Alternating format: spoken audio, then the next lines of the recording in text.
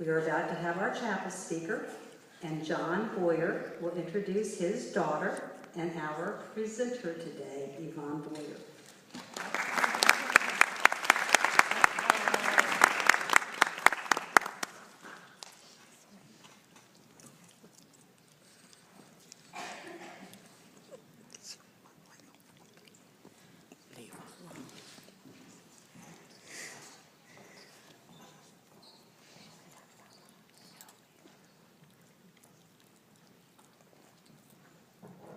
Good morning.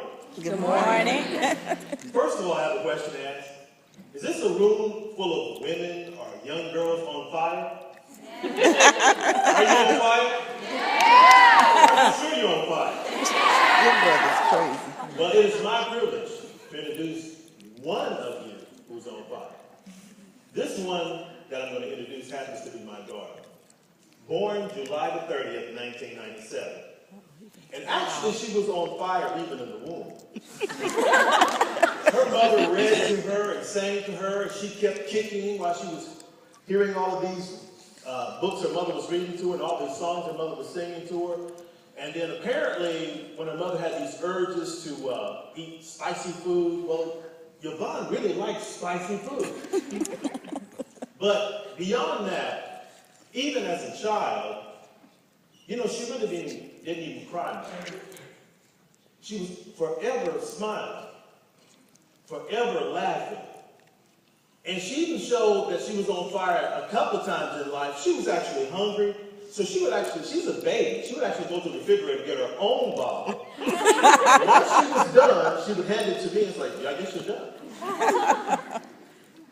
Well, you know, we brought Yvonne to GPS in the 11th grade. We're two working parents, and we had to realize that she was on fire in order to come here. And the reason I say that is because all through her life, all through her schooling, she's always been committed. She's always been, oh, I've got to do it, I've got to have it, I've got to do it. As a matter of fact, last Wednesday, actually Tuesday night, she was sick. She kept throwing up and kept throwing up. So she was really concerned about coming to school the next day. Well, we had to keep her out of school the next day. So Yvonne is still sick Wednesday night, concerned about coming to school on Thursday. And so, of course, it snowed that day. So fortunately for us, she was able to stay out another day to recuperate. But a girl that is on fire is a girl who has integrity. This girl has had integrity ever since I can remember and realize that she actually understood what the word meant. She believes in getting her work done. She believes in helping others. She actually loves a lot of people. If Yvonne is ever your friend, you've got a friend.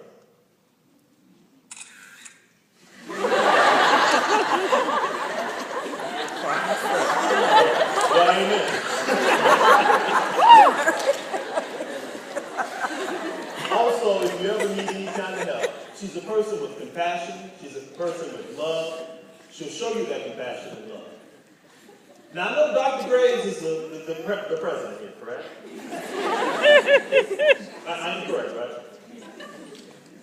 Yvonne will show Dr. Graves the same kind of love that she will show her little rat. I hadn't had a chance to meet her little rat. But she will show the same compassion, the same concern, the same wanting to help to that little person as she would that important person, Dr. Graves. I was trying to figure out what I would want to say about my daughter, and it's a hard thing to try to figure out what you want to say about your own daughter because, you know, I love her so much and she's blessed our lives so much. But the one thing I want to say in front of all of you is that I'm glad you had an opportunity to meet her. I'm glad you had an opportunity to have her here for 2 years.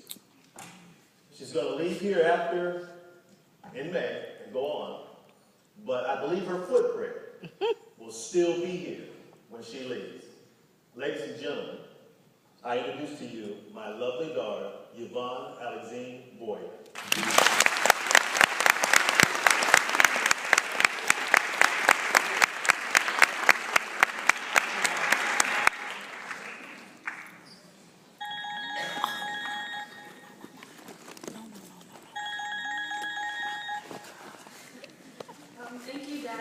stellar introduction. I especially like the part with me in it. Also, I'd like to thank all my guests for being here. I appreciate y'all for coming. For my chapel talk, I decided that instead of talking about myself, I would talk about someone that inspires me. This woman is strong, smart, and hardworking. She's determined to get what she wants, and she works hard to get it. The woman who inspires me is my mom. My mom, Kimberly Boyer, is an OBGYN nurse who works at the Community Health Center. She helps women who have health problems. She takes care of her husband, her grandson, her nephew, her dog, and me. My mom has dealt with a lot of struggles in her life. Ever since her mom passed away, a year or two before I was born, and when my brother passed away in 2006, my mom was very heartbroken because not only did she lose her son, but she also had a fatherless grandson that needed someone to take care of him. A couple years later, her sisters, Geraldine and Candace, passed away, leaving her with even more pain to bear, and a baby nephew that needed to be taken care of. Even though she still is sad because of her son's death, my mom stays strong and keeps moving forward for us. She always tells us that we can do all things through Christ who gives us strength. Although she isn't with her nephew and grandson 24/7, she always makes sure that they have new clothes, shoes, or toys that they need or want. My mom put me in private school because she wanted me to be able to have a higher education, not only so I can be able to go to the best college, but also to be able to have a better job in the future. Even though we can't afford for me to be able to go to private school, my mom and dad work very hard to make sure I'm able to reach my true potential. My mom doesn't just help our family, but she also goes out to our community by doing big things like helping the Salvation Army and little things like giving money or food to the homeless, for those who need situations worse than ours. When I was little, I told my mom that what I wanted to be when I grow up was to be just like her. However, she told me that she didn't want me to be like her, but she wanted me to be better than her. My mom is strong, independent, and loving, and although she doesn't know it, but to me, she is my true inspiration. She's my motivation to become the future lawyer and businesswoman that I dream of being. My mom is not only the special, but she is unique and extraordinary, and I couldn't have been blessed with a more perfect mom. Thank you.